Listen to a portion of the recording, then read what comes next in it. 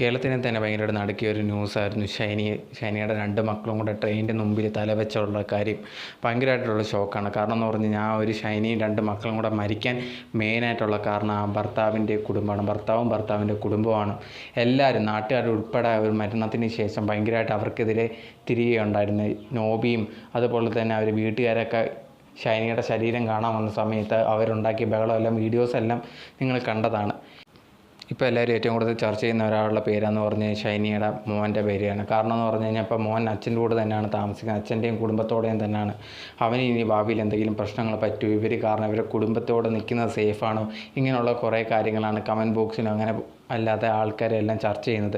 കാരണം എന്ന് പറഞ്ഞാൽ ഷൈനി ആ രണ്ട് പെൺമക്കളും മരിക്കാൻ കാരണം വീട്ടുകാരും ഭർത്താവും എല്ലാം ആണ്. അവരെയൊക്കെ ഭയങ്കരമായിട്ട് പ്രഷറും കാര്യങ്ങളൊക്കെ കൊണ്ട് തന്നെയാണ് ഇവർ പോയി ആത്മഹത്യ ചെയ്തത്. ഇനി ഈ മകൻ ഇവരെ കൂടെ തുടർന്നാൽ എന്തെങ്കിലും പ്രശ്നം ഇവനും ഇതേ കണക്ക് എന്തെങ്കിലും പ്രശ്നങ്ങൾ പറ്റുമോ എന്നുള്ള കാര്യങ്ങൾ കുറേ അധികം പേർക്ക് സംശയമായിട്ടുണ്ട്. അതുപോലെ തന്നെ ഈ ഒരു ഷൈനിയുടെ മകൻ ആ സമയത്ത് അമ്മയൊന്നും അവസാനമായിട്ട് കാണാനോ ഒന്നും തന്നെ പറ്റിയിട്ടുണ്ടായിരുന്നില്ല.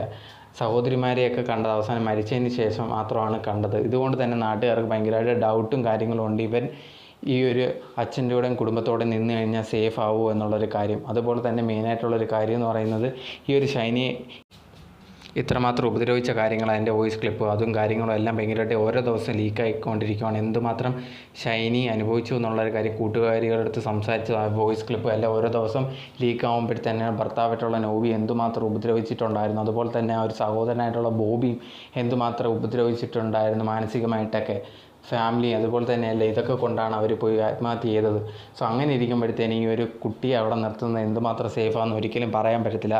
അതുകൊണ്ട് തന്നെ എല്ലാവർക്കും അതിലൊരു എന്താ പറയുക ഒരു ടെൻഷനും കാര്യങ്ങളുണ്ട്. ഈ ഒരു കുട്ടി അച്ഛനോട് നിർത്തുന്നത് ഒരിക്കലും ശരിയായിരിക്കില്ല എന്നാണ് എല്ലാവരും പറയുന്നത്. അതിനുവേണ്ടി കറക്റ്റായിട്ടുള്ള എന്തെങ്കിലും തീരുമാനങ്ങൾ എടുത്തേ പറ്റൂ. ഒരു പക്ഷേ ഈ ഒരു മകനോട് ഇതേ കണക്ക് പെരുമാറുകയാണെങ്കിൽ നമുക്കൊരിക്കലും പറയാൻ പറ്റില്ല ആ ഒരു നോബി എന്ന് പറഞ്ഞ വ്യക്തി ഇതേ കണക്ക് പെരുമാറത്തില്ല എന്നുള്ളൊരു കാര്യം.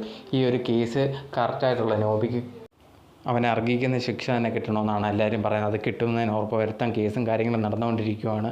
എന്നിരുന്നാലും ആ ഒരു മകൻ്റെ കാര്യത്തിൽ ഭയങ്കരമായിട്ട് എല്ലാവരും കൺസേൺ ആണ്. അവന് കറക്റ്റായിട്ടുള്ള സേഫായിട്ടുള്ള സ്ഥലത്ത് നിർത്തണമെന്നാണ് എല്ലാവരും ആഗ്രഹിക്കുന്നത്.